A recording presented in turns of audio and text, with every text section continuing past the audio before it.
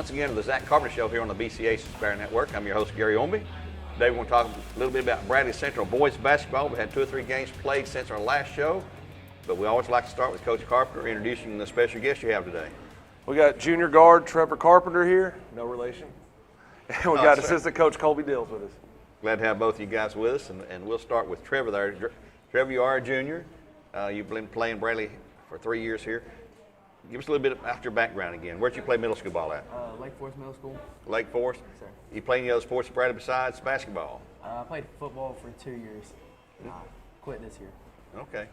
Now, your twin sister, Sloan, she says she can outshoot you anytime, day or night, on the court. Is that true? She'll never outshoot me. Never outshoot you? No. Well, we might have to have a shootout here and record that for our fans to watch it and everything there and all. And My see. money's on Trevor. Your money's on Trevor? My money's on Trevor. Okay. And your dad, obviously, Justin, played at Bradley, quarterback, so forth. Your mama played here at Bradley, Barrett. So you come from a very athletic family. You know, my claim to fame is to have athlete's foot, I guess. You know, that's about as close as I can get to being an athlete. Colby, catch us up on what you've been doing here lately and what you got coming up in the near future for the Bears. Our freshman last 4 games, we've won 3 of the 4.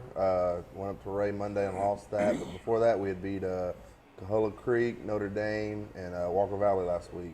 So it was good to get some wins under our belt. And we go to Cahulla Creek Thursday, and then we got Walker Valley McMinn next week, and that'll finish freshman season off. Wow, it goes in a hurry, doesn't it? Yeah, it does. I was going to ask you, Coach. I know you were hired back in May or sometime in spring, and it seemed like it takes forever to get here, but when it gets here, it just zips by. I mean, we're wrapping up. We got 2 home games left. You know, one of them's Friday night at McMinn, then we have the Brainerd game. I know it. It's come and gone just like that. You never know. I mean, It seems like we've been on the road forever, it seems like. I mean, we have played a lot of road games. we have. It's crazy how it all shakes out. Well, since our last program, you had a win Friday over Ray County. Big win at Brainerd Saturday. And then we went to Stewart's Creek last night, come up a little bit shy. Talk about that game first. We got up to 7 points, 16-9. They go on a tear, take a 25-20 lead going into halftime break. They stretch that lead to 15. We come back, tie it up. They would go on another run, and we go on a run. And it's just, basketball, often heard, it's a game of runs. And last night it was very true. And you mentioned in the post-game interview that basically we just ran out of time last night.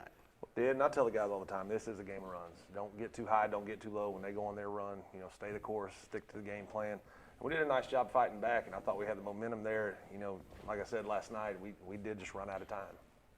Well, it is a good game, and we talked about it. Great atmosphere, good crowd, very intense, emotional into it. Had a good following there from Bradley last night on a long road trip on a weeknight, but they accommodated us moving the games up an hour earlier. And Mr. Harris over there, the AD, he was very gracious, and we talked to him several times over there. Those kind of games, even though you don't win them, it helps you to focus on what you need to do. You know, you got to shut off those runs or whatever it takes to stop their momentum and keep it going your way. Every game, whether it's a win or a loss, you always get lots of things that you can pull from the film and get better at and improve on. You know, we're constantly trying to find ways to get better.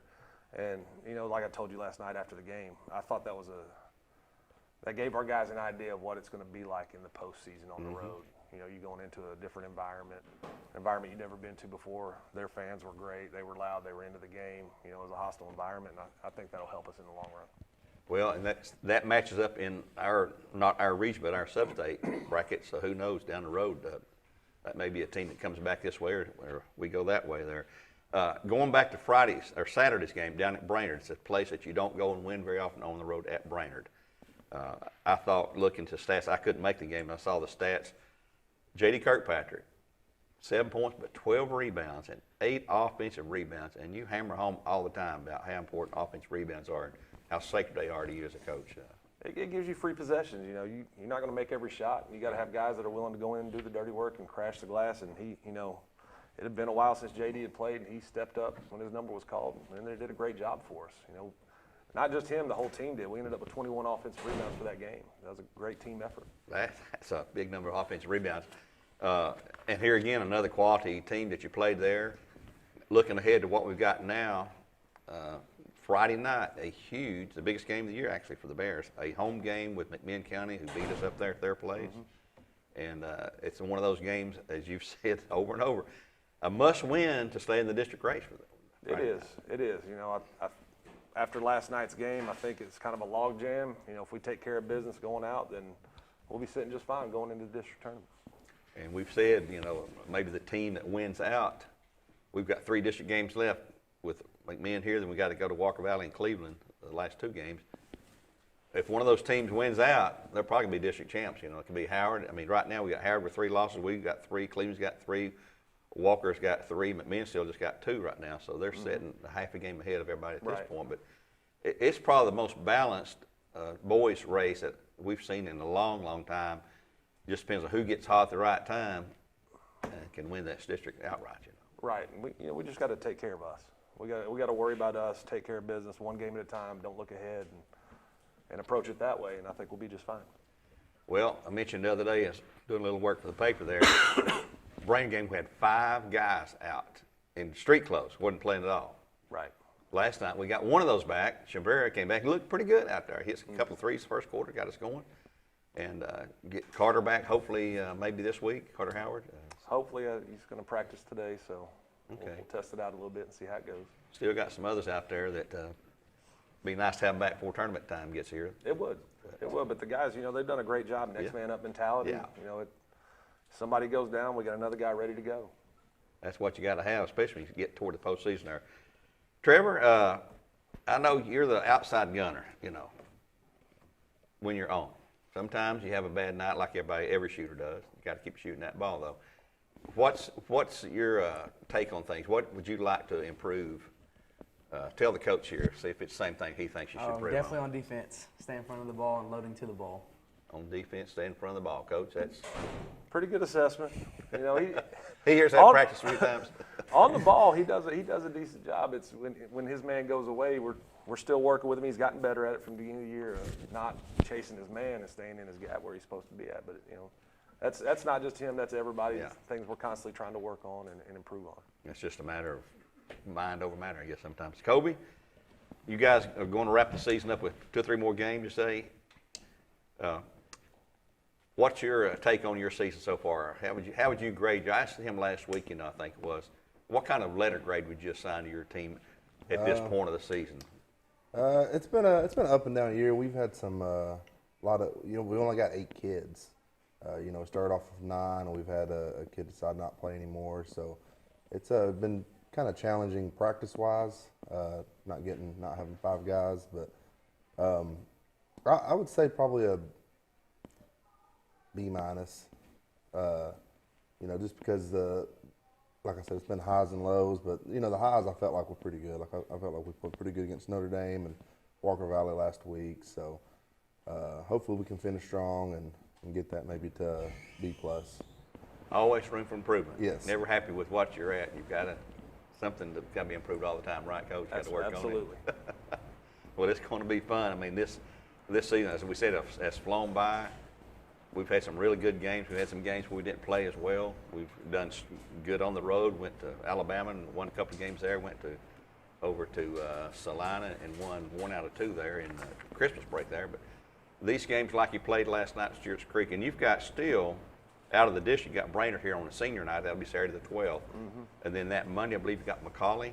We're at McCauley. Yep. At McCauley. Yes. Well, that'll be a challenge and a half. It will. You know, they got a nice team. Yeah. They got a big kid who's like 7'2". He's huge. Yeah. So it's definitely going to be a challenge going on the road down there. Well, and then that's on a Monday, the 14th, Valentine's Day even. Yep. So explain that to your wife, how you did that. She's not happy.